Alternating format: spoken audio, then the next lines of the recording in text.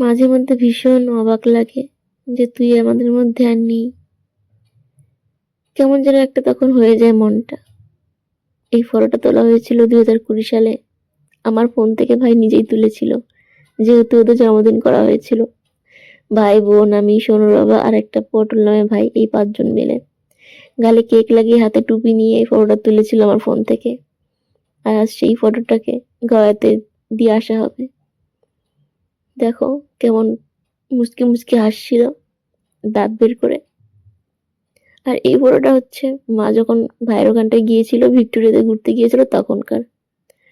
আমার কাছে না ভাই আর একটা ভয়েস আছে, ওই ভয়েসটা তোমাদের কোনো একদিন শেয়ার করব।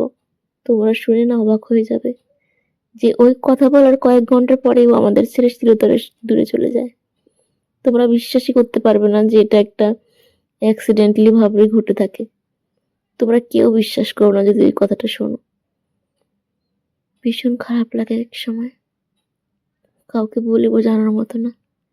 কতটা কষ্ট হয়, হয় না কিছু কষ্ট নিজের একান্ত বলে বোঝানোর না।